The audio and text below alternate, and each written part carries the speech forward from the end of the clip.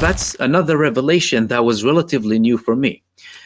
I was digging into the conservative youth inside of the United States because they're of course worried about the newer generations, the fact that they are liberated to a large extent from the previous chains that this lobby put their fathers and grandfathers in.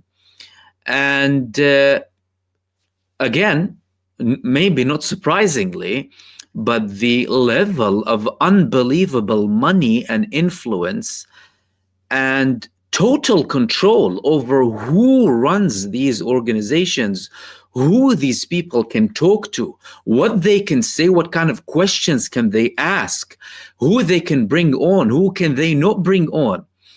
And this would be the last part that I wanted to finish off with you. The case, and we'll take it as an example of TPUSA in particular, being one of the largest conservative youth organizations inside of the United States. If you can clarify slightly more about that, and then we'll wrap up with your views on the assassination of Charlie Kirk and the role that Erica Kirk, according to what I heard from you as well previously, is playing now after his assassination. Yeah, well, I mean, she's an actress. And not only is she an actress, but she is a reality romance television actress. And she's not a very good one. And she was procured, as I mentioned earlier, by Donald Trump for his, pageants. And she won Miss Arizona USA. And she was introduced to Charlie Kirk on, I guess, her pilgrimage to Israel. There was a job interview done. It was discussed, no, you're not going to be my employee. You're going to be my wife. It turned into a date. And I believe that she was very intentionally put in Charlie Kirk's orbit as his handler. He felt that she was really in love and that this love was real, had a family with her. And I believe that Charlie Kirk all the while thought, that God was putting people around him, which he used TPUSA as an engine to drive, people toward the cross, to point people toward Jesus Christ. That was his thing. And when you talk about American politics or when you talk about American spirituality, I think that right now the big white pill is that a lot of Zoomers, a lot of college-age kids are very plugged in politically. I think that they're very aware. I don't think that they're as apathetic and complacent as the boomer generations or the Gen Xers that came before them. I think that they're very activated, and spiritually, I think they're very charged. So a lot of what Charlie Kirk was doing were, basically mini revivals of sorts. A lot of people were being saved by Jesus Christ. A lot of people were coming to God. And, they were kind of putting the cross at the center of everything that they thought politically. And that's something that Charlie Kirk, was very good at doing. Well, when it started to become very apparent and obvious to Charlie Kirk, what has been obvious to me now for several years, which is that secular Judaism and the control and the power structure that's been implemented in our country have a lot to do with these Jewish people, Jewish powers, Jewish supremacy, Jewish overrepresentation in our government, in our military, in our media, in our entertainment industry, in all of the bureaucracies, the State Department, everywhere that you look, there is Jewish power. And he became very aware of that. Well, the problem is that the reason why TPUSA was what it was, if you notice, there's not a lot of people that, are 20-something years old that start $500 million companies and, become internationally famous. I mean, it just doesn't happen. They're propped up. They're funded. They're put in the right places. They're given access to the right people. They have, associations with the right broadcast networks and affiliations with academia that would allow for them to be at these college campuses and these universities speaking directly to these children. And those things were not the doing of Charlie Kirk. He had people around him that were responsible for brokering relationships with donors. He had people around him that were responsible for fulfilling their daily job activities, whether it be audio, video, or whether it be, the procurement of a venue so that they could have another Prove Me Wrong revival type event in person where they exchange ideas and participate in open and free discourse. And when Charlie started asking these questions out loud, if my personal experience is any indication of to what Charlie may have been going through, he was obviously asking these things in his own personal circles. Because before I said any of these things out loud, you know, I started seeking the opinions of people that I trusted, people that I felt were going to give me honest answers. And I got like a vitriolic kind of visceral response from a lot of these people. Like, you're really going to talk about the Jewish people? You're really going to talk about Israel? Like, that's not the road that you really want to go down. And the more that I kept learning about it, the more I started looking at these people kind of sideways and thinking to myself, like, but what do you mean? I mean, these problems are of a serious detriment to my country and to my people. Why wouldn't I talk about an attack on the USS Liberty that was perpetuated by the Israelis? Why would I not say that? Why would I read 86,000 pages of the unredacted JFK files and not say what it says in the JFK files about who was responsible for murdering America's president in front of his citizens? Why would I hold my tongue on any of this? Well, because anti-Semitism is the one thing that'll get you kicked off the internet. And I really knew nothing about it. I was never fixated on this issue. In the churches that I was at growing up and in my adult life, I was really never introduced to this. It wasn't like heavily being preached from the pulpit like it is today. I mean, these pastors are just insane. That's a whole nother thing that we could talk about at a later time, but it's a big problem and it's very dangerous. And I think that these are the people that were very carefully placed around Charlie Kirk from a very young age. These were the people that were connected to Donald Trump. Charlie Kirk's dad worked on Trump Tower as an architect. Trump obviously knows a lot of Jewish, very wealthy people. They have contributed to his campaigns.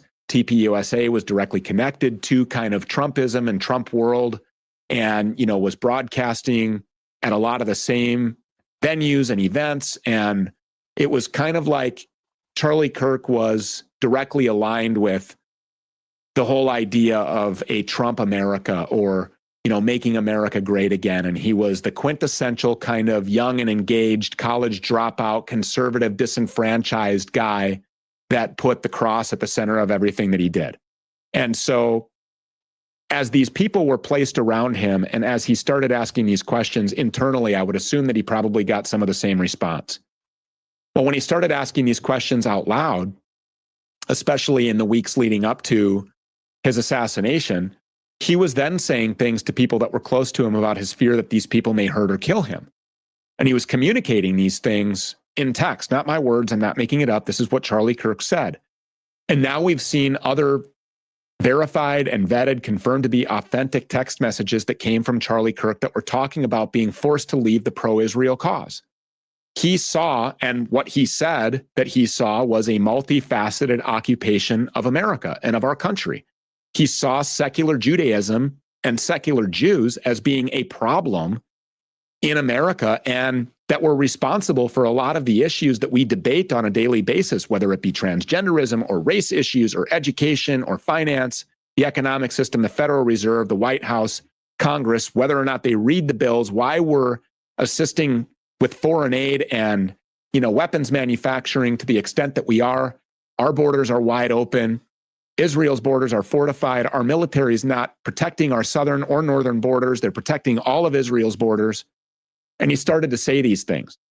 Well, the problem became very apparent, I believe, and all of the evidence points to the fact that Benjamin Netanyahu's regime saw this as a tremendous and legitimate threat to the brainwashing, propagandizing that you were just mentioning that has taken place over decades upon decades. And it was a bigger threat than somebody like me, because Charlie Kirk was doing all of this in person. Charlie Kirk was able to open the minds of people who previously were not spiritually engaged that now were. He was able to have open conversation that made people feel that they were a part of things. And because of that, he was on these campuses with the people that represent the future of the political class in our country. These would be the people that would be aspiring to be a part of academia or a part of one of these institutions or these bureaucracies, a part of our government, a part of, the CIA, or, they wanted to say these people want to be a part of action and activism that puts our country back on a path toward true freedom and individual liberty and prosperity, and we want to see our shopping malls reopening rather than being foreclosed on. We want to see our banks thriving. We want to see interest rates dropping. We don't want to pay you serious debt. We don't want our kids saddled with it from the moment that they're born. And so when Benjamin Netanyahu saw Charlie Kirk start saying these things out loud, despite the fact that he was publicly dissuaded from doing so, probably, very likely, privately dissuaded from doing so, maybe even threatened, and then started saying, I don't want these people dictating who I'm allowed to invite to my events. I don't want to deal with these Jewish donors anymore.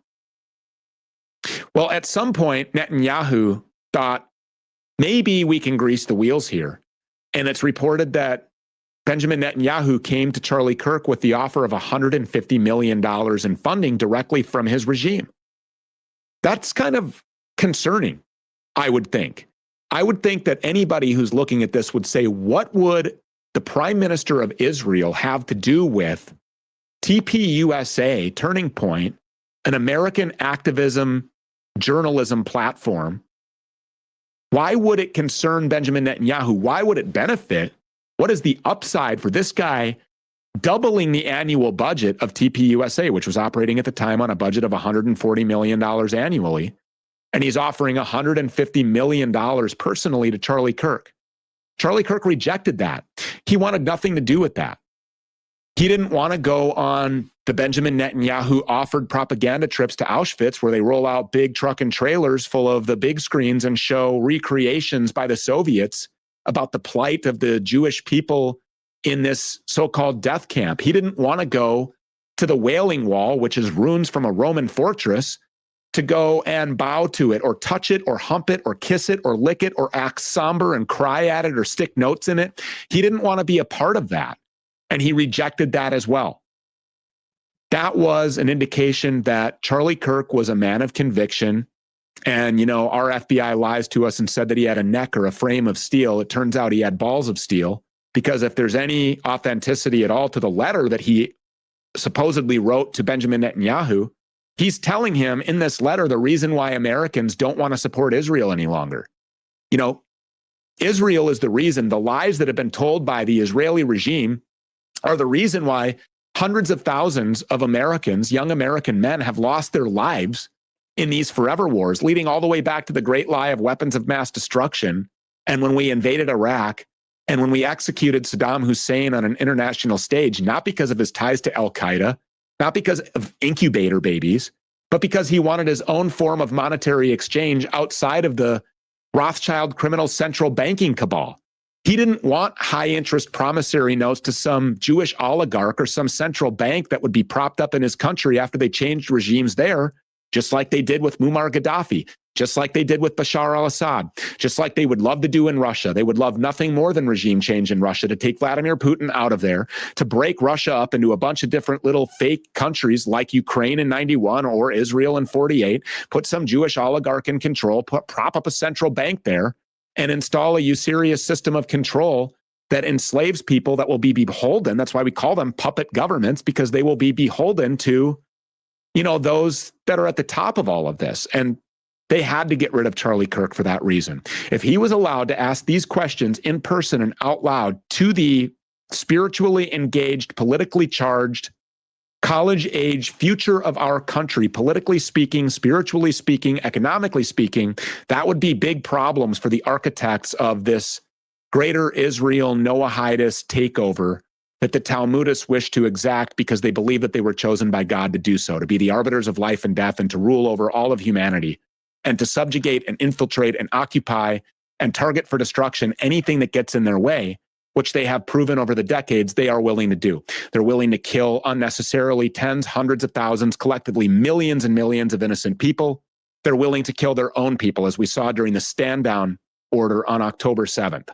They're willing to agree to mutual self-destruction. We've heard about the Samson option. They will literally destroy themselves, our earth, and everybody in it before they will allow themselves to be defeated or exposed for the crimes that they're committing against humanity. So they had to get rid of Charlie Kirk. Erica Kirk's role in all of this, she was very obviously his handler. You know, she was procured by Trump, introduced to her by Trump or somebody else inside of Trump's orbit.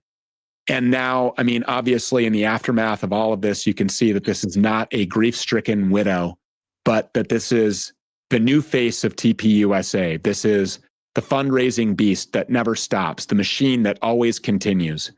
And that this is an actress who's doing a horrible job of playing the role of a grieving widow, who has talked about how excited she is. She's talked about how great, all of this is. She's gripping the arms of other men and rubbing her hands on the back of the head of JD Vance, who strangely picked up the body of Charlie Kirk within hours before it was even cold, likely. Unprecedented. That never happens after no autopsy. When she requested no autopsy happen, she's part of the cover-up. She's part of either the aforethought or the planning process or the day of activities or the after event, sets of occurrences that have to be done in order to make sure that everybody believes that Charlie Kirk was killed by a lazy-eyed sniper called Tyler Robinson who loved having sex with furries. And it's just not realistic. A guy who used his grandfather's 30-06 and, made that shot, got away from everybody, went completely undetected before then changing his mind and turning himself in, only then to recant all of this. None of the video adds up, and they just don't care. They're operating with hubris and they're operating with arrogance because they know that there will never be accountability in the absence of real action. Charlie Kirk may have been mobilizing a group of very charged young activists who would be willing to take necessary action that could lead to a threatening demise of that power structure that these people feel they were chosen by God to enact.